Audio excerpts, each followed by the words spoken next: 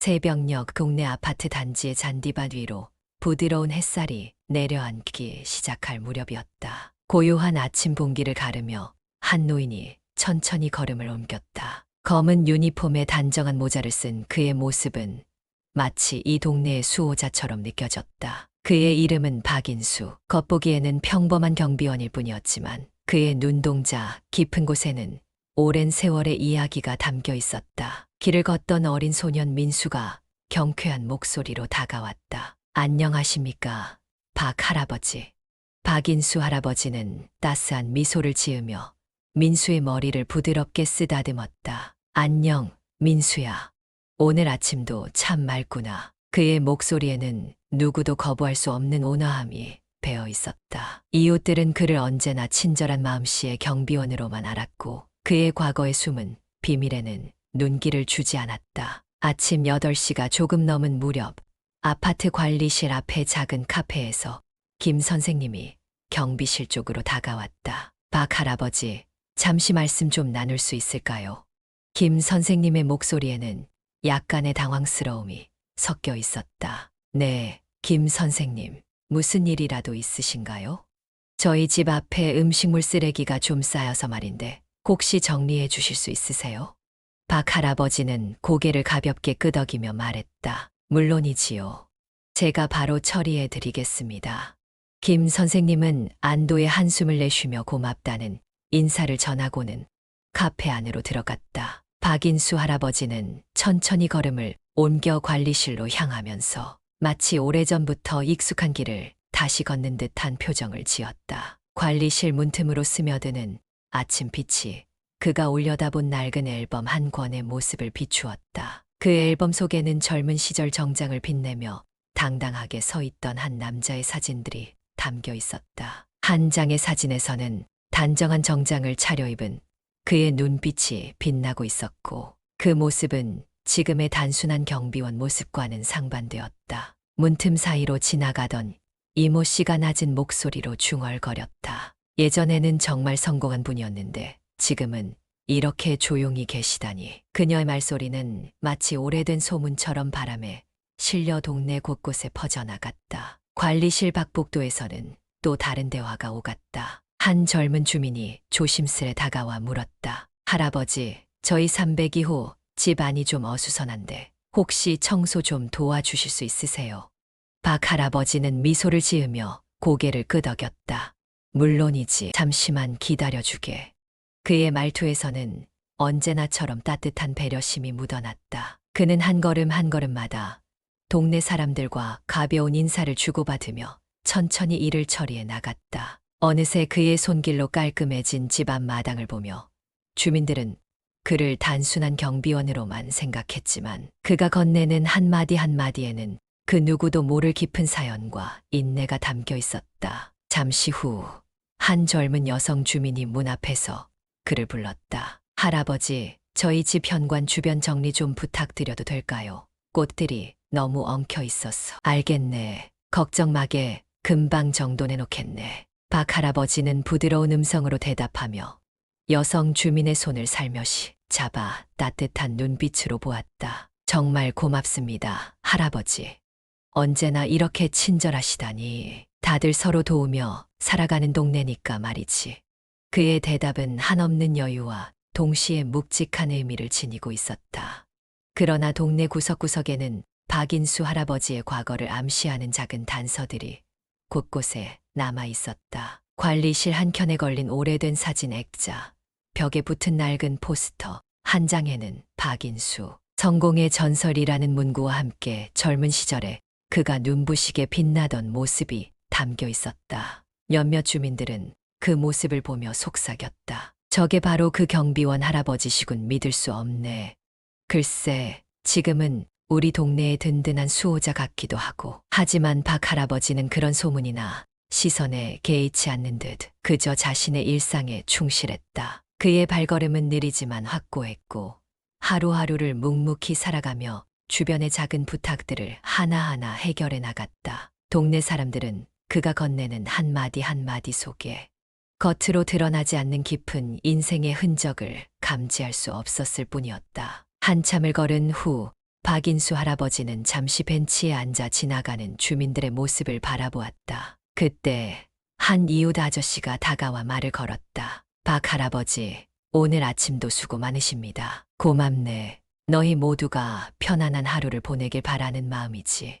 그의 목소리에는 오래도록 지켜온 인내와 따뜻함이 묻어나왔다. 그리고 그날 아침 아무도 모르게 동네의 평범한 일상이 흘러갔지만 그 평범함 속에는 한 인물의 특별한 이야기가 조금씩 숨겨져 있었다. 박인수 할아버지가 걸어온 길은 결코 단순하지 않았으며 그의 눈빛 속에는 과거의 영광과 그로 인한 아픔, 그리고 지금의 온화한 모습을 모두 품고 있었다. 아직 동네 사람들은 그가 단순한 경비원이라 믿고 있었지만 언젠가 그 미묘한 단서들이 하나씩 맞물려 그의 진짜 이야기를 세상에 드러내리라는 예감마저 주고 있었다. 그렇게 평범한 아침, 동네 한켠에서 묵묵히 살아가는 한 인물의 이야기는 오늘도 조용히 그러나 단단하게 시작되고 있었다.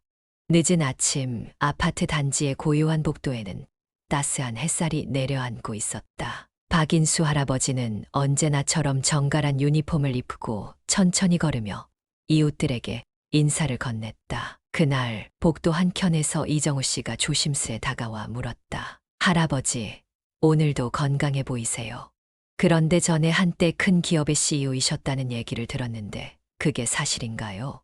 할아버지는 한참 걸음을 멈추고 고개를 끄덕이며 부드러운 미소를 지었다. 그래, 그 말이 맞소. 옛날에 나는 아주 큰 기업을 이끌었었지. 사람들은 나를 억만장자 CEO라 불렀고 많은 이들이 나의 결정을 따르기도 했소. 이정우 씨는 눈을 크게 뜨며 물었다. 그럼 왜 지금은 이곳에서 경비원 일을 하시는 건지 아무리 들어도 이해가 안 되는 거요. 할아버지는 잠시 눈을 감고 먼 기억 속으로 떠올리듯 조용히 말했다. 내 젊은 시절엔 내가 이끌던 회사에서 수많은 결정을 내리고 책임감을 느끼며 살아갔소. 하지만 그 속에서 느낀 허무함과 고독도 컸지요. 결국 진정한 행복은 숫자나 명예에 있는 것이 아니라 매일 아침 이웃들과 나누는 소소한 대화와 걸으며 느끼는 신선한 공기, 그 속에 있다는 걸 깨달았소. 그의 말에 이정우 씨는 잠시 생각에 잠기다가 고개를 끄덕이며 말했다. 정말 말씀이 깊으시네요. 그때 옆집에서 살던 민서 양이 호기심 어린 눈빛으로 다가왔다. 할아버지, 제가 들은 얘기로는 할아버지께서 한때 굉장한 기업을 운영하셨다고 하던데요. 그때의 할아버지는 어떤 분이셨나요? 박인수 할아버지는 민서의 질문에 미소를 지으며 옅은 회상에 잠겼다. 마치 시간이 거꾸로 흐르는 듯 그의 마음 속에는 한 장면이 선명하게 떠올랐다. 수십 년 전 한 무더운 여름날의 회의실. 젊은 박인수는 정갈한 정장을 차려입고 차분하지만 단호한 목소리로 이사회 앞에 서 있었다. 여러분, 우리 회사의 목표는 단순히 이익을 올리는 데 있지 않소. 우리가 만드는 변화와 사람들의 삶에 미치는 영향이 진정한 가치라 믿소. 나는 여러분이 각자의 자리에서 빛을 발하기를 원하오.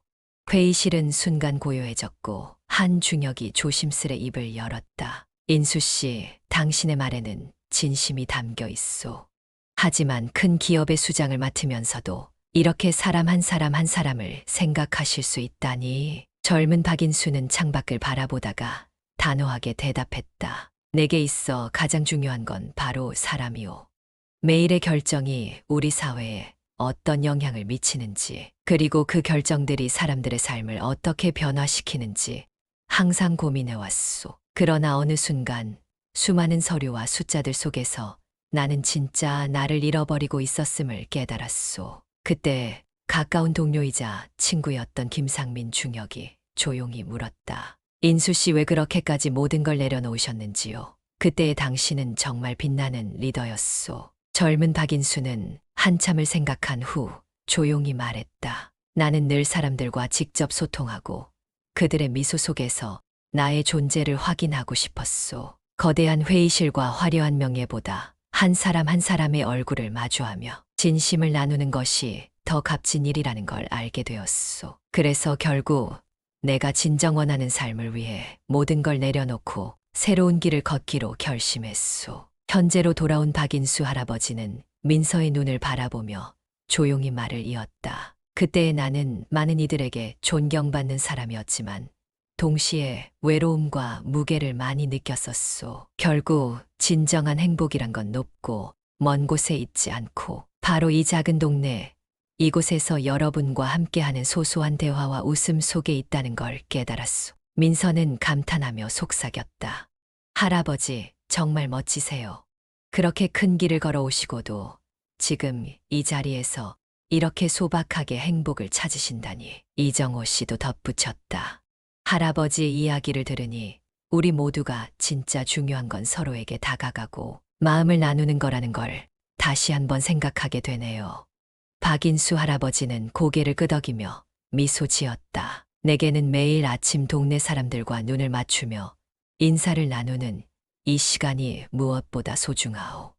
내가 한때 CEO로서 큰 결정을 내릴 때마다 그 결정들이 먼 곳의 누군가에게 영향을 미쳤지만 이곳에서 한 사람 한 사람과 나누는 대화는 내 마음의 양식을 채워주었소. 그리고 그 속에서 나는 운동도 되고 세상의 작은 이야기를 듣고 또 내 이야기를 나눌 수 있으니 이 삶이 바로 내가 원하던 삶이오. 잠시 동안 복도에 맴돌던 고요함 속에서 이웃들은 서로의 얼굴을 바라보며 따뜻한 미소를 지었다. 그들은 박인수 할아버지의 이야기를 통해 과거의 화려함보다 더 깊은 인간미와 소통의 가치를 깨닫게 된 듯했다. 인생은 결국 숫자나 명예가 아닌 사람과 사람 사이의 진심 어린 대화에서 비롯되는 거예요. 박인수 할아버지가 조용히 중얼거렸다. 그리고 그날 오후 아파트 단지 곳곳에서는 할아버지의 이야기가 소문처럼 퍼져나갔다. 과거의 억만장자 CEO였던 그가 지금 이곳에서 매일 사람들과 나누는 소소한 행복은 이웃들에게도 큰 위로와 영감을 주었다. 모두가 각자의 자리에서 서로를 향한 따뜻한 인사와 미소를 나누며 오늘 하루를 살아갔다. 그렇게 박인수 할아버지의 숨겨진 과거의 조각들은 이곳 사람들의 마음속에 새로운 의미로 자리 잡아갔다. 새벽이 막 밝아오던 어느 날 박인수 할아버지는 평소처럼 단지 입구를 돌며 이웃들에게 인사를 건네고 있었다. 고요한 아침 공기 속에 따스한 햇살이 내려앉던 그 순간 한 이웃이 살며시 다가왔다. 박 할아버지, 안녕하십니까? 안녕하네, 송재영 씨. 오늘 아침도 상쾌하게 시작되었소. 송재영 씨는 주머니에서 작은 우유병 하나를 꺼내며 약간은 흘깃 웃는 표정으로 말했다. 이거 오늘 막 산 신선한 우유입니다. 한번 드셔보세요. 남는 건 없죠.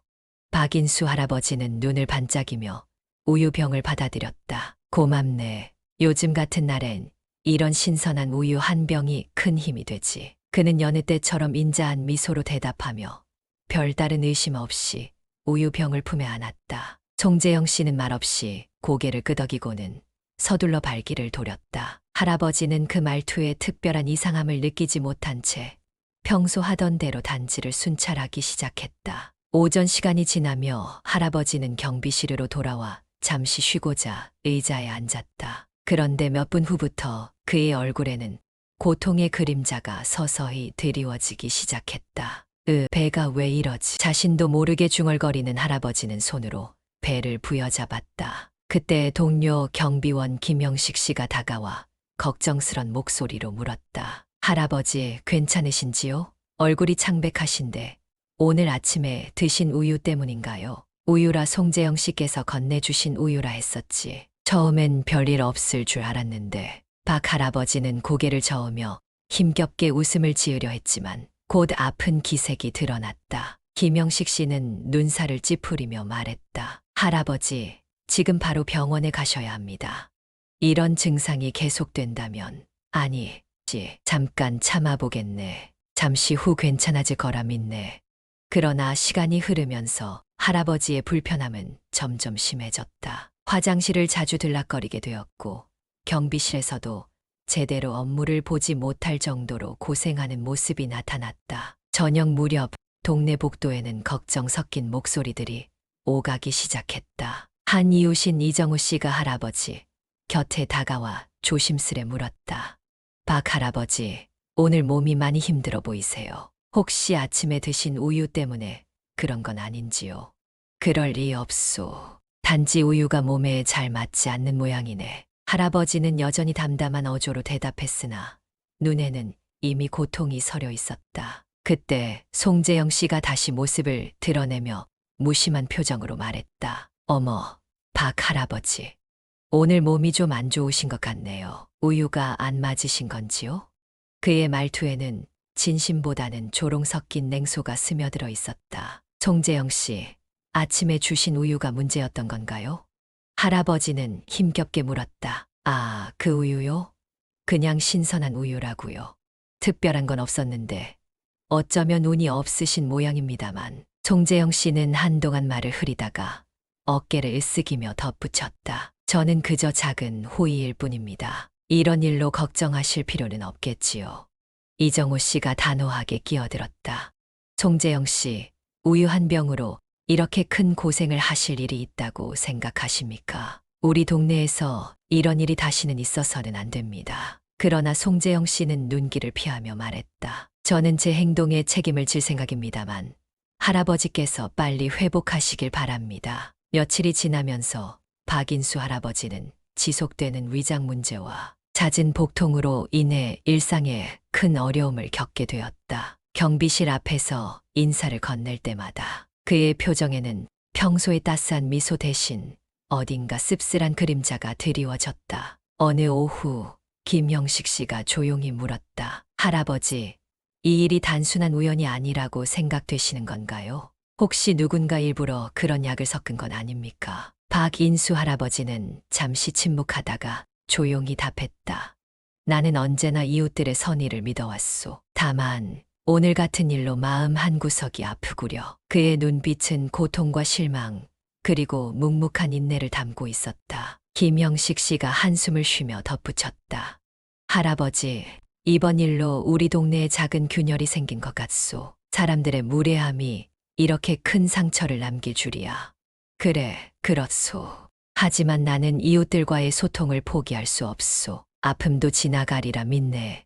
박 할아버지는 담담하게 말했다. 그날 밤 경비실 창밖으로 비친 달빛 아래에서 박인수 할아버지는 조용히 중얼거렸다. 언젠가는 이 모든 오해와 상처가 풀리리라. 사람들 사이에 진심이 다시 깃들기를 바란다. 그의 목소리는 고요한 복도에 잔잔히 퍼져나갔다. 그렇게 설사약이 섞인 우유 사건은 단순히 한 병의 우유 문제를 넘어 이웃 사이의 무심한 행동과 의도치 않은 고통이 얼마나 큰 파장을 불러일으킬 수 있는지를 여실히 드러내 주었다. 동네 사람들은 점차 송재영 씨의 태도와 그날 아침의 일이 단순한 호의가 아니라 누군가의 무례함이 숨어 있었음을 깨닫기 시작했고, 이 작은 사건은 곧 동네 전체에 퍼지는 불신의 씨앗이 되어갔다.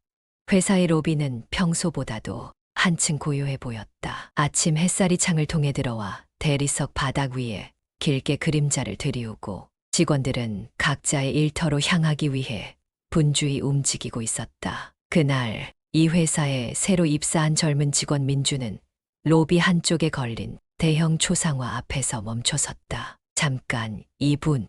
민주는 낮은 목소리로 중얼거렸다. 초상화 속 회장님의 얼굴에는 단호하면서도 따스한 눈빛이 담겨 있었고 그 표정이 어딘가 익숙했다. 그의 기억 속에서 한 장면이 서서히 떠올랐다. 바로 동네 입구에서 언제나 웃으며 인사를 건네던 한 노신사의 모습이었다. 이럴 수가. 민주는 눈을 부릅뜨며 초상화를 다시 한번 자세히 바라보았다. 할아버지 설마. 민주는 망설임 없이 로비 구석에 자리한 휴게실로 발걸음을 옮겼다. 그곳에서 우연히 마주친 선배 재현이 먼저 눈치를 채고 말을 걸었다. 민준 씨, 무슨 일이세요? 얼굴이 창백한데. 민주는 자리에서 일어나 낮은 목소리로 말했다. 재현 선배, 잠깐 얘기 좀 할 수 있을까요? 로비에 걸린 회장님의 초상화. 그 얼굴이 제 기억 속 할아버지와 똑같아요. 재현은 놀란 눈치로 민준을 바라보다가 이내 진지한 표정으로 답했다. 내가 말하는 그분 동네에서 늘 친절하게 인사하시던 박인수 할아버지를 말하는 거지. 민주는 고개를 끄덕이며 말했다. 바로 그분입니다. 그런데 믿기지 않아요. 제가 다니는 이 회사의 회장님이 바로 그분일 리가 없잖아요. 재현은 잠시 생각에 잠긴 듯 고개를 저었다. 민준 씨, 이 회사에는 오래전부터 전해 내려오는 이야기들이 있소. 박인수 회장님께서는 한때 엄청난 기업을 이끌던 분이셨지. 그런데 어느 날 스스로의 길을 찾고자 모든 것을 내려놓으시고 지금의 모습처럼 겸손하게 생활하시기로 결심하셨다는 소문이 있소. 재현의 말에 민주는 믿기지 않는 듯 눈을 크게 떴다. 그럼 그분이 지금 이 초상화 속 회장님과 똑같다는 건가요? 정확히 말하자면 그분은 두 얼굴을 가지고 계신 셈이요. 재현은 낮은 목소리로 덧붙였다. 우리 회사의 모든 중요한 결정은 그분이 내리시지만 겉으로는 평범한 경비원으로서 동네 사람들과 소통하시며 살아가시는 모습으로 우리에게 겸손의 본보기가 되어주고 계신 거요. 민주는 혼란스러웠다. 그동안 자신이 동네 입구에서 맞이해 주셨던 할아버지의 따뜻한 미소와 회장실에서 듣던 엄숙한 이야기가 한 사람 안에 녹아 있다는 사실이 믿기 어려웠다. 이게 정말 사실이라면 왜 그렇게 두 얼굴을 가지신 거죠? 무슨 이유가 있으신 건가요? 재현은 고개를 숙이며 한숨을 내쉬었다. 그건 우리 모두가 알기에는 너무나 깊은 이야기일세. 하지만 한 가지 분명한 건 그분은 사람이라는 본질을 잃지 않기 위해 스스로의 길을 선택하셨다는 사실이오. 기업의 성공과 명예보다 진심 어린 소통과 겸손한 삶의 가치를 찾고자 하신 거요. 민주는 그 자리에서 마음 한켠이 흔들리는 것을 느꼈다. 휴게실 창문 너머로 보이는 도시 풍경은 어느 때보다도 멀게만 느껴졌고 그의 머릿속은 온갖 의문과 충격으로 가득 찼다. 재현 선배, 제가 지금 어떻게 해야 할지 모르겠어요. 그분께 직접 여쭤보고 싶은데 제가 감히? 재현은 민준의 어깨를 가볍게 두드리며 위로했다. 민준 씨, 우리 모두가 언젠가 그 진실을 마주하게 될 것이요. 오늘 내가 본 것은 단지 한 장의 초상화일 뿐이요. 하지만 앞으로 할아버지 아니 회장님과 조금 더 이야기를 나눌 기회가 있을 거요. 그때 내 의문도 풀리겠지. 민주는 고개를 끄덕이며 자리에서 일어섰다. 그의 마음은 한편으로는 두려움과 경외감으로 다른 한편으로는 진실을 알고 싶은 간절함으로 가득 차 있었다. 며칠 후 민주는 우연히 회사 내 작은 사내 행사에 참여하게 되었다. 행사가 끝난 후 재현 선배의 안내로 민주는 한적한 복도에서 회장실로 들어갈 기회를 얻었다. 문틈 사이로 보이는 회장님의 자리는 평소보다 더 조용해 보였고 그 자리에 걸린 또 다른 작은 사진 한 장이 그의 눈길을 사로잡았다. 사진 속 인물은 동네에서 항상 인사하던 그분, 박인수 할아버지와 똑같은 미소를 짓고 있었다. 민주는 떨리는 손으로 문을 두드렸다. 잠시 후 문이 열리며 낮은 목소리가 들려왔다. 들어오세요. 회의실 안에는 몇몇 임원들이 자리를 잡고 있었고 그들 모두가 민준의 등 뒤에서 무언가를 지켜보는 듯한 기색이 느껴졌다. 그러자 한 임원이 조용히 입을 열었다. 민준 씨, 혹시 오늘 본 초상화에 대해 궁금한 점이 있으신가요? 민준은 한참 머뭇거리다 용기를 내어 물었다. 회장님, 당신은 왜 평범? 오전에 햇살이 회장실 창을 통해 부드럽게 내려앉던 어느 날 박인수 회장 동네에서는 여전히 박 할아버지로 불리는 그은 깊은 한숨과 함께 책상 앞에 앉아 있었다. 그의 눈빛에는 이미 오래도록 마음 한켠에 쌓인 슬픔과 분노가 서려 있었다. 그때 그의 비서 김정호가 조심스레 문을 두드리며 들어왔다. 회장님, 잠시 말씀 나눌 시간 있으실까요? 김정호가 조심스레 물었다.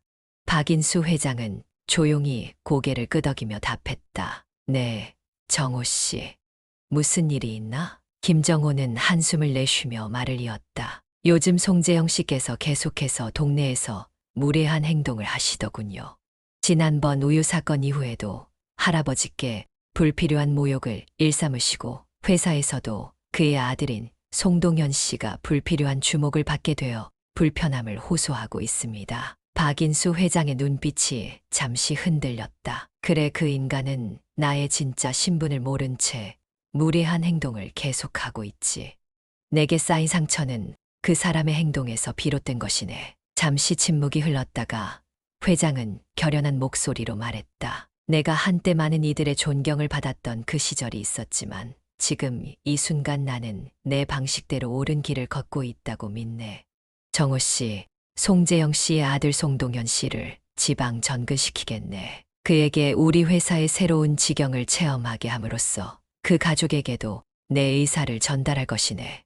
김정호는 놀란 눈치로 물었다. 회장님, 그 아드님은 회사에 충실하게 일해왔는데 과연 그게 옳은 결정일까요? 개인의 잘못이 아닌데. 박인수 회장은 조용히 단호하게 대답했다. 내게는 큰 그림이 보이지. 그 아이가 우리 회사에 몸담고 있는 한 그 가족의 무례함이 결국 내게 상처를 주었음을 잊어서는 안 될 것이네.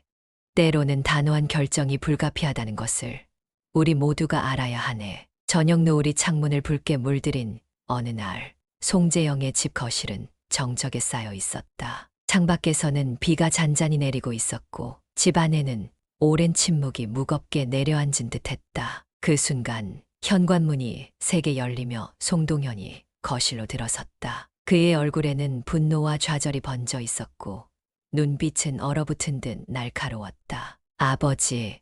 동현의 목소리는 평소의 온화한 말투와는 달리 목구멍 깊은 곳에서 터져 나오는 분노로 가득했다. 송재영은 소파에서 천천히 일어나며 조심스레 물었다. 동현아, 무슨 일인가? 왜 이렇게 얼굴이 굳었느냐? 동현은 주먹을 꽉 쥐며 한 걸음 다가왔다. 내 인생을 어떻게 할 거냐고요? 아버지, 제가 지방으로 전근당한 건 다 아버지 때문이에요. 그의 목소리는 떨림과 분노, 그리고 억눌린 슬픔이 섞여 있었다. 송재영은 눈살을 찌푸리며 한숨을 내쉬었다. 내 아들아, 내가 어른이라 생각했는데 아직도 이렇게 격하게 말하다니. 그러나 동현의 눈빛은 한치의 양보도 없었다. 아버지, 당신이 계속 무시하고 경멸하는 태도로 살아온 그 결과가 바로 이겁니다. 제가 잘못한 일이라고 생각하십니까? 내가 한 행동들은 모두 아버지께서 나에게 남긴 상처와 무시의 결과라고요. 동현은 한껏 분노를 터뜨리며 소리쳤다. 그의 목소리는 집안 구석구석에 울려 퍼졌고 그 순간 거실의 공기는 얼어붙은 듯했다. 송재영은 말문이 막힌 채 잠시 말을 잇지 못하다가 결국 조용히 입을 열었다. 내 아들, 내가 한 행동들이 내 인생에 이렇게 큰 상처를 줄 줄은 상상도 못했다. 하지만 내가 선택한 길도 내 책임인 것을 잊지 말아야 한다. 그의 목소리에는 후회와 단호함이 교차하고 있었다. 동현은 눈물을 머금은 채 고개를 저으며 외쳤다. 아버지, 당신은 제게 한 번도 제대로 된 관심이나 사랑을 주지 않으셨어요. 나를 그저 불편한 존재로 취급하며 내 인생을 당신의 눈에 보잘것없게 여기셨잖아요. 그래서 내가 이렇게 된 거예요. 전근이라는 처벌로 내 꿈과 계획이 모두 엉망이 됐어요. 내 인생을 어떻게 할 거냐고요. 그의 목소리는 분노와 슬픔이 뒤섞인 고통스런 외침이었다. 송재영은 깊은 한숨을 내쉬며 한 걸음 다가섰다. 동현아, 내가 내게 가혹하게 굴었다는 건 인정하네. 하지만 그때 당시 내 입장도 내가 감당해야 했던 무게도 있었다는 걸 이해해 주길 바란다. 내 행동으로 인해 주변 사람들, 특히 나 자신에게도 커다란 상처를 남겼단다. 그의 눈빛은 눈물을 머금고 있었지만 말에는 단호함이 깃들어 있었다. 내가 감당해야 할 상처가 뭔데요? 아버지, 저는 단지 제 인생을 살아가고 싶었어요. 그런데 아버지의 무관심과 모욕, 그리고 오늘 같은 결정들이 계속해서 저를 짓누르고 있어요. 동현은 눈물을 거칠게 닦으며 소리쳤다. 송재영은 고개를 돌리며 한참을 침묵했다. 집안의 공기는 무거운 침묵 속에 점점 더 깊어져 갔다. 그러다 결국 그는 조용히 입을 열었다. 내 아들, 내가 내게 기대했던 것과 내가 너에게 줄 수 있었던 것은 다를 수밖에 없었단다. 내가 너를 전근시키려 한 것은 단순히 처벌을 위한 처벌이 아니었어. 우리 가문, 그리고 회사의 명예를 위해 어쩔 수 없었던 결정이었지. 내가 좀 더 성장하고 내 잘못을 뉘우치길 바랐던 것도 사실이네. 송재영의 목소리에는 깊은 슬픔과 고뇌, 그리고 아버지로서의 한계가 드러나 있었다. 동현은 얼굴을 찌푸리며 눈물을 흘렸다. 전근 그게 아버지의 방식이라면 제 인생은 아버지의 실수로 인해 완전히 망가진 거잖아요. 제게 제대로 된 기회를 주지 않으시고 모든 걸 아버지의 판단 한마디로 결정하신 거예요. 제 꿈, 제 미래 모두 아버지께서 내버려 두신 탓이에요.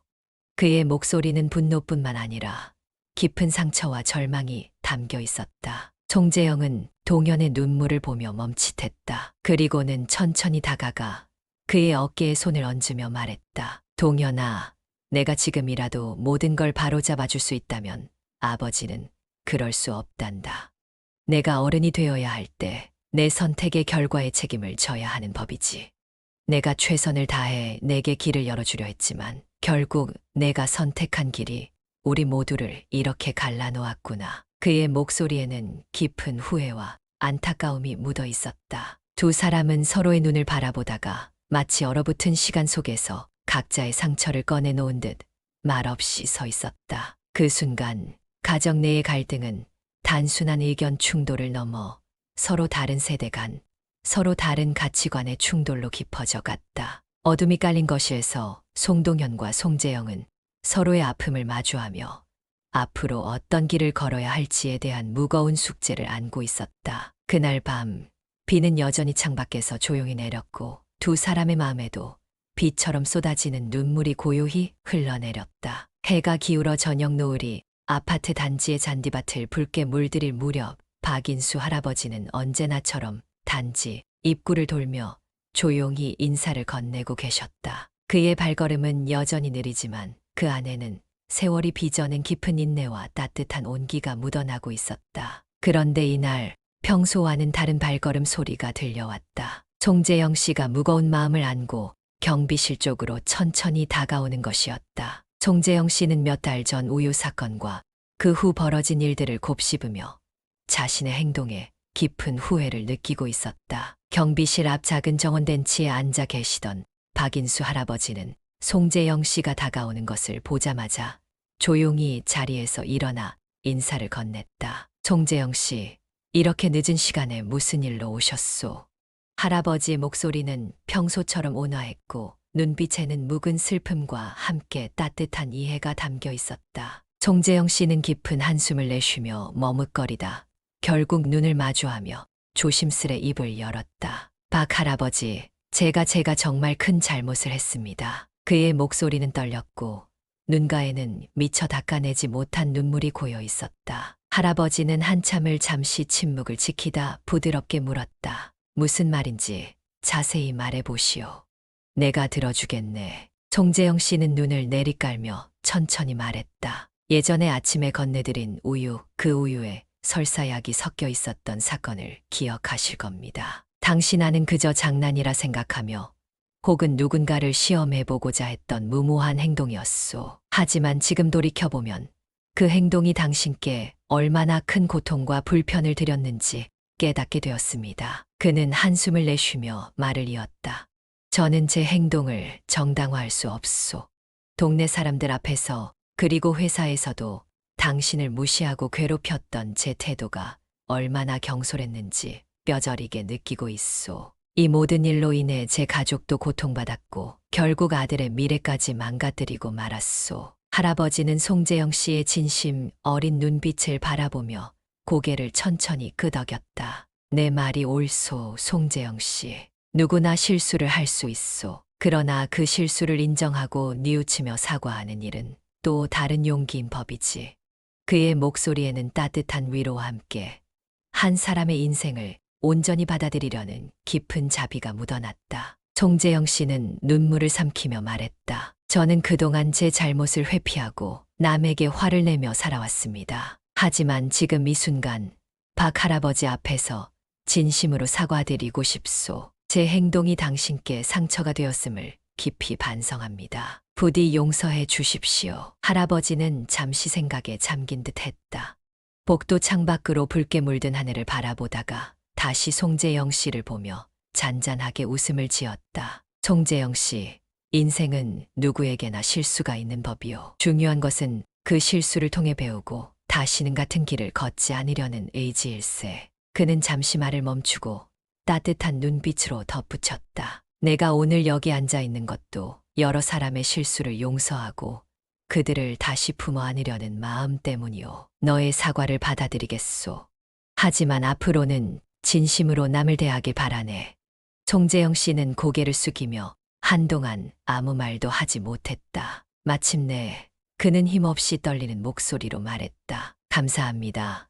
박 할아버지, 진심으로 감사드립니다. 두 사람은 한참 동안 말없이 그 자리에 앉아 있었다. 송재영 씨의 마음속에서는 고개를 들어 진심 어린 사과를 건네면서 자신이 저질렀던 무례함과 그로 인한 상처를 하나씩 돌아보는 시간이 흘렀다. 박인수 할아버지는 그런 그의 모습을 온화하게 바라보며 잔잔한 미소로 그의 마음을 어루만졌다. 우리가 살아가는 이 세상은 서로의 잘못을 용서하고 이해하며 조금씩 나아가는 거요. 오늘 내가 내게 건넨 이 사과는 앞으로 내 삶에 좋은 변화가 깃들길 바라는 내 작은 희망이요. 할아버지의 목소리에는 단호함과 동시에 부드러운 인내심이 함께 묻어나 있었다. 송재영 씨는 할아버지의 말 한마디 한마디에 깊은 감동을 받으며 자신도 모르게 눈물을 흘렸다. 저도 앞으로 진심을 다해 살아가겠습니다. 남에게 상처 주지 않고 배려와 사랑으로 살아가도록 노력하겠습니다. 그날 밤 두 사람은 서로의 눈을 바라보며 오랜 시간 동안 말없이 앉아 있었다. 사과와 용서의 진솔한 대화는 그들 사이의 오랜 상처를 조금이나마 치유하는 계기가 되었고 동네 사람들 사이에 잊지 못할 따뜻한 기억으로 남게 되었다. 그리고 박인수 할아버지는 또 한 번 그 자신의 방식대로 세상을 바라보는 깊은 인내와 용서의 모습을 보여주며 평범한 경비원 이상의 진정한 인간미를 드러내고 있었다. 따스한 아침 햇살이 동네 골목마다 스며들던 어느 날, 주민회의가 열릴 소식이 동네 전역에 퍼지기 시작했다. 작은 커뮤니티 센터의 회의실 앞마당에는 주민들이 하나둘 모여들었고 그 중심에는 언제나처럼 단정한 유니폼을 입은 박인수 할아버지가 조용히 서 계셨다. 김정호 씨가 먼저 입을 열었다. 여러분, 우리 동네에 큰 변화가 필요하다는 건 모두가 느끼고 계실 겁니다. 지난 몇 달간 일어난 여러 사건들로 인해 우리 동네 질서가 무너지고 말았습니다. 한 중년의 주민, 이정호 씨가 고개를 끄덕이며 덧붙였다. 맞습니다. 옛날엔 박 할아버지를 단순한 경비원으로만 여겼지만 이제는 그의 인내와 지혜 덕분에 우리 동네의 분위기가 달라졌어요. 그때 눈에 띄게 어수선해 보였던 한 남성이 멀찍이 서 있는 것이 보였다. 바로 송재영 씨였다. 그는 지난 사건들로 인해 많은 비난과 갈등의 중심에 서 있었고 결국 동네 운영위원회의 결정에 따라 강제 이사를 통보받은 후였다. 회의실 문 앞에 서서 주변을 어슬렁거리는 그의 모습은 마치 동네의 한 페이지를 지워버리려는 듯했다. 한 주민이 조심스레 물었다. 저번 사건 이후 송재영 씨 가문은 어떻게 되는 건가요? 이대로 두면 우리 동네에 또 다른 혼란이 생길 텐데. 박인수 할아버지는 천천히 입을 열었다. 모든 일에는 대가가 따르는 법이지요. 한때 내게 상처를 주고 동네의 불화를 일으킨 행동은 돌이킬 수 없는 결과를 낳게 마련이요. 오늘 우리 동네는 새로운 질서를 맞이할 준비를 하고 있소. 김정우 씨가 고개를 끄덕이며 덧붙였다. 회동을 통해 결정된 바에 따르면 송재영 씨와 그 일행은 강제 이사를 해야만 합니다. 그들의 부주의한 행동이 우리 모두에게 상처를 남겼기에 이제는 모두가 평화롭게 살아가기 위한 선택인 셈입니다. 한편 송재영 씨는 눈물 글썽인 채 이사를 준비하며 혼잣말을 내뱉었다. 내가 왜 이렇게 되었는지 참 후회스럽구나. 내가 한 행동들이 내 가족과 이웃들에게 큰 상처를 주었다는 걸 이제서야 뼈저리게 느낀다. 그러나 그의 목소리는 이미 너무 늦은 후회의 울림에 머무를 뿐이었다. 회장실 맞은편 작은 정원 벤치에 앉아있던 민서 양이 할아버지에게 다가와 조용히 물었다. 박 할아버지, 예전에는 그냥 경비원이라 생각했는데 이제는 우리 동네의 중심 인물처럼 느껴져요. 어떻게 이렇게 큰 영향력을 가지게 되신 건지요? 박인수 할아버지는 미소를 지으며 대답하였다. 민서야, 인생은 외면에 담긴 모습만으로 평가할 수 없는 법이지. 내가 한때 굵직한 결정을 내리던 CEO였던 시절도 있었지만 결국 내가 선택한 길은 사람들과 소통하며 서로를 돕고 살아가는 것이었소. 그 길을 걸으며 많은 것을 보고 느꼈기에 지금의 이 자리에 선 것일세. 이정호 씨도 입을 열었다. 우리 동네는 이제 과거의 어수선함을 딛고 새로운 질서를 맞이하고 있어요. 박 할아버지의 말처럼 진정한 리더십은 겸손함과 배려에서 비롯되는 것임을 우리 모두가 배우고 있습니다. 주민들 사이에서 차츰 분위기가 정리되기 시작했다.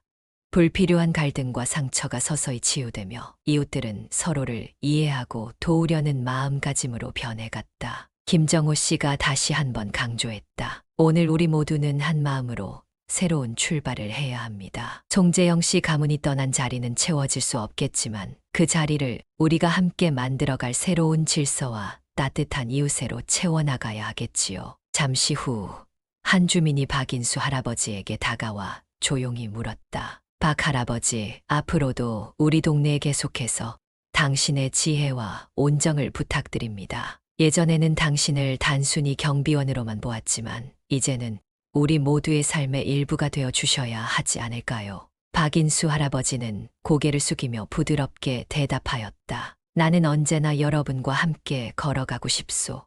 우리 모두의 마음속에 자리 잡은 작은 진실과 사랑이야말로 진정한 새로운 질서를 이루는 토대라고 믿으니 말이오. 그날 오후 동네의 거리에는 잔잔한 변화의 기운이 감돌았다. 한때 소란스러웠던 갈등의 그림자가 서서히 걷히고 대신 서로를 이해하고 배려하는 모습이 자리 잡기 시작한 것이다. 주민들은 박인수 할아버지의 영향력 아래 이제 단순한 이웃 이상으로 서로를 아끼며 살아가는 법을 배워갔다. 회동이 끝난 후 박인수 할아버지는 회의실 문 앞에서 한참을 서서 동네를 바라보았다. 그의 눈에는 과거의 아픔도 그리고 다가올 희망도 동시에 담겨 있었다. 모든 것은 변하리라. 사람들의 마음속에서 작은 진실이 싹트면 그 무엇도 막을 수 없으리라. 그의 중얼거림은 바람에 실려 멀리 퍼져나갔고 주민들은 그 말을 마음 깊이 새기며 서로에게 따뜻한 미소를 건넸다. 새로운 질서 아래 동네는 다시 한번 평화로운 아침을 맞이했고 박인수 할아버지는 그 변화의 중심에서 조용히 그러나 확고하게 자신의 역할을 다해 나갔다. 주민들은 이제 그를 단순한 경비원으로 치부하지 않고 동네를 이끌어가는 진정한 지도자로서 존경의 눈길로 바라보기 시작했다. 따스한 봄바람이 동네 골목과 회사 복도를 스치던 어느 날, 옛 상처들이 서서히 아물고 새로운 시작의 기운이 감돌기 시작했다. 동네 작은 공원 벤치에 앉아있던 박인수 할아버지는 눈앞에 펼쳐진 풍경을 바라보며 옛 기억과 지금의 모습을 한데 엮는 듯한 미소를 지어 보였다. 바로 그때 동네 주민 몇 명이 할아버지를 둘러싸고 앉았다. 먼저 이정호 씨가 조심스레 말을 꺼냈다. 박 할아버지, 저희 모두 지난 일들로 참 많이 배웠습니다. 동네가 이렇게 평화롭고 따뜻해질 수 있었던 건 다 당신의 가르침 덕분인 것 같아요. 박인수 할아버지는 온화하게 웃으며 대답했다. 이정호 씨, 진정한 변화란 서로의 잘못을 깨닫고 다시금 서로를 이해하려는 마음에서 시작되는 법이지요. 옆에 앉아있던 민서 양도 조용히 끼어들었다. 할아버지, 예전엔 우리 모두 당신을 단순한 경비원으로만 보았는데 이제는 당신께서 전해주신 삶의 가치와 지혜가 우리 각자의 마음에 깊게 새겨진 것 같아요. 그때 멀리서 다소 머뭇거리며 다가오는 목소리가 들려왔다. 바로 송재영 씨였다. 지난 사건의 주인공이었던 그는 강제 이사를 당한 후 한동안 자신을 되돌아보며 변화의 길을 모색해온 터였다. 그는 눈시울을 붉히며 한참을 머뭇거리다 결국 할아버지 앞으로 다가와 낮은 목소리로 말했다. 박 할아버지, 저도 이제야 제 잘못을 뼈저리게 깨닫고 있습니다. 할아버지는 조용히 그를 바라보며 부드럽게 물었다. 송재영 씨, 이제야 진실된 마음을 내놓으려는구나. 내 말 한마디에 옛 상처도 조금씩 아물 것이라 믿네. 어서 내 마음속 이야기를 들려주게. 송재영 씨는 깊은 한숨과 함께 눈물을 머금고 말했다. 그동안 제가 얼마나 이기적이고 무모하게 행동했는지, 내 행동 때문에 동네 사람들과 회사 사람들 모두 상처받았다는 걸 이제서야 알게 되었습니다. 제 잘못을 고스란히 돌이켜보니 제 인생 전체가 무너진 것만 같아요. 이정호 씨가 다정하게 덧붙였다. 우리 모두 실수를 합니다. 중요한 건 그 실수에서 배우고 다시 일어나는 거예요. 할아버지께서 항상 말씀하셨지 않습니까? 진정한 용기는 자신의 잘못을 인정하는 데서 시작된다고. 송재영 씨는 고개를 떨구며 조용히 말했다. 그래요. 그때는 제 잘못을 회피하려고만 했지만 이제는 후회하며 변화하고 싶습니다. 제 아들, 제 가족, 그리고 우리 동네 모든 이들에게 보답할 수 있도록 제가 다시 올바른 길을 찾을 수 있도록 노력하겠습니다. 할아버지는 송재영 씨의 진심 어린 눈빛을 보며 조용히 고개를 끄덕였다. 그렇다네, 송재영 씨. 내가 마음속 깊이 뉘우치고 앞으로 나아가려는 의지만 있다면 누구도 너를 막을 수 없으리라. 그날 오후 동네 주민들은 서로의 잘못을 조금씩 돌아보고 지난 사건의 아픔을 함께 치유해 나가기 시작했다. 서로에게 솔직한 마음을 나누며 옛 갈등의 잔재를 떨쳐내고 새로운 질서 아래 한 가족처럼 살아가기로 다짐하였다. 한편 회사 내부에서도 변화의 바람은 점차 불어오기 시작했다. 회장실에서는 비밀리에 모인 몇몇 중간 관리자들이 박인수 회장, 즉 동네의 경비원 할아버지의 과거와 현재에 대해 이야기하고 있었다. 회의실 구석에 앉은 민준이 조심스레 말을 꺼냈다. 선배님, 할아버지께서 보여주신 겸손함과 진심 어린 리더십은 저희 모두에게 큰 교훈이 된 것 같습니다. 과거의 화려한 경력이 단지 성공의 척도가 아니라 사람과의 소통과 배려가 진정한 리더십이라는 걸 깨닫게 해주셨어요. 재현 선배가 고개를 끄덕이며 덧붙였다. 우리 회사의 성공도 중요하지만 무엇보다 직원 한 사람 한 사람의 인생을 소중히 여기고 서로를 존중하는 문화가 필요하다는 사실을 이제는 알게 되었소. 한중혁이 조심스럽게 질문했다. 그런데 어떻게 그분은 한때 굵직한 CEO였던 과거를 뒤로하고 이렇게 평범한 경비원으로서 모든 이들에게 영향을 미칠 수 있었던 걸까요? 민주는 잠시 생각에 잠기다 대답했다. 저는 생각합니다. 진정한 리더십은 겸손에서 비롯되는 거예요. 그분은 오랜 세월 동안 많은 책임과 결정을 내려왔지만 결국엔 사람과 소통하며 살아가는 진정한 행복을 찾았던 것 같아요. 그로 인해 우리 모두가 각자의 잘못을 깨닫고 새로운 시작을 할 수 있는 용기를 얻은 거죠. 재현 선배가 미소 지으며 말했다. 우리는 이제 단순히 이익을 추구하는 조직이 아니라 사람 중심의 가치를 실천하는 회사로 나아가야 하오. 할아버지께서 우리에게 남긴 영향은 단순히 한 사람의 과거가 아니라 우리 모두가 함께 만들어가는 미래의 방향타가 되어줄 것이오. 회의실 안은 진지한 분위기 속에서도 따뜻한 결의로 가득 찼고 직원들은 각자의 자리에서 앞으로 나아갈 새로운 목표와 가치를 다시금 다짐하는 시간을 가졌다. 그날 저녁 동네 공원에서 박인수 할아버지는 홀로 벤치에 앉아 창밖의 별들을 바라보고 있었다. 그의 옆에 앉은 한 젊은 주민이 조심스레 말을 건넸다. 박 할아버지, 오늘 저희 모두가 변화의 바람을 느낍니다. 당신께서 보여주신 진정한 용서와 겸손함, 그리고 삶의 지혜가 우리 모두에게 큰 영감을 주었어요. 저도 제 부족함을 돌아보고 앞으로 더 나은 사람이 되도록 노력하겠습니다. 할아버지는 따스한 눈빛으로 그 젊은이를 바라보며 조용히 대답하였다. 진정한 변화는 하루아침에 이루어지는 것이 아니오. 작은 한 걸음 한 걸음이 모여 큰 변화를 이루는 법이지요. 내가 오늘 느낀 이 바람이 앞으로 내 삶의 나침반이 되길 바라네. 젊은 주민은 고개를 끄덕이며 조용히 말했다. 네, 박 할아버지.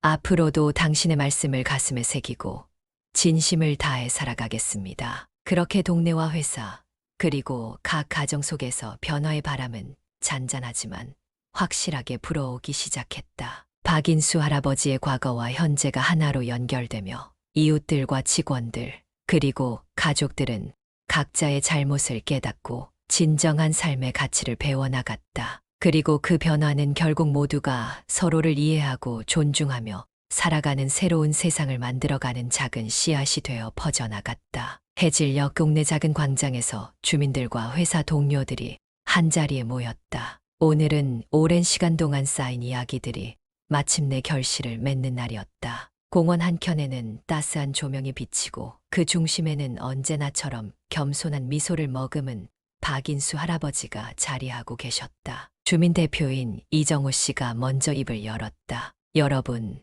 오늘 이 자리에 모인 이유는 단 하나입니다. 우리가 진정 배워야 할 것은 겉모습이나 신분이 아니라 내면의 깃든 따뜻함과 지혜라는 사실이지요. 그 말에 주민들 사이에서 고개를 끄덕이는 소리가 퍼졌다. 그러자 민서 양이 조심스레 할아버지를 바라보며 물었다. 박 할아버지, 그동안 저희는 할아버지를 단순한 경비원으로만 알았어요. 그런데 이제는 할아버지의 과거와 진심이 모두 드러나면서 우리 모두가 많은 것을 깨달았습니다. 할아버지께서는 왜 이렇게 두 얼굴을 가지셨던 건가요? 박인수 할아버지는 잔잔한 미소를 지으며 깊은 한숨을 내쉬었다. 민서야, 사실 내가 한때는 아주 큰 기업의 회장이었소. 많은 사람들의 존경을 받으며 성공의 정점에 섰던 때가 있었지요.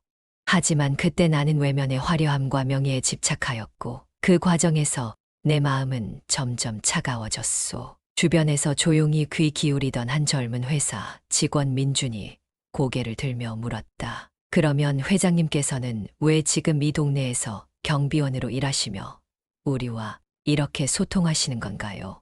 박인수 할아버지는 눈을 반짝이며 대답하였다. 진정한 가치는 외면의 신분이나 권력에 있는 것이 아니라 사람과 사람 사이에 진솔한 소통과 따뜻한 마음에서 비롯된다는 사실을 깨달았기 때문이요. 나는 기업의 거대한 성공보다 이 작은 동네 사람들과 나누는 한마디의 소통이 내게 참된 행복을 가져다 준다는 것을 알게 되었소. 그의 말에 회중 속에서 감동의 한숨이 흘렀고 이어서 송재영 씨가 조심스레 입을 열었다. 저는 과거에 많은 실수를 저질렀고 제 행동으로 이내 동네와 회사 모두에게 상처를 드렸습니다. 오늘 이 자리에 서서 할아버지의 이야기를 듣고 나니 진정한 인간의 가치는 겉으로 보이는 것이 아니라 내면의 따뜻함과 성실함, 그리고 남을 향한 배려에 있음을 뼈저리게 느낍니다. 송재영 씨의 고백에 동네 사람들은 서로를 바라보며 미소 짓기 시작했다. 그때 한참 전부터 할아버지의 이야기에 감동받았던 재현 선배가 조용히 말을 이었다. 우리 회사가 단순히 이익만을 줬던 시절은 이제 끝났소. 박 회장님 즉 우리 할아버지께서 보여주신 진정한 리더십은 사람 한 사람의 마음을 헤아리고 서로의 잘못을 용서하며 함께 나아가는 데 있음을 우리 모두에게 깨우쳐 주었소. 민주는 고개를 끄덕이며 덧붙였다. 할아버지의 이야기는 우리 모두에게 큰 변화를 가져다 주었습니다. 이제 우리는 서로를 단순히 경쟁자로 보지 않고 한 가족처럼 이해하며 도우려는 마음을 갖게 되었어요. 진정한 가치란 바로 이렇지 않겠습니까? 박인수 할아버지는 눈가에 미소를 머금고 천천히 입을 열었다. 여러분, 내가 걸어온 길은 결코 화려하지만은 않았소.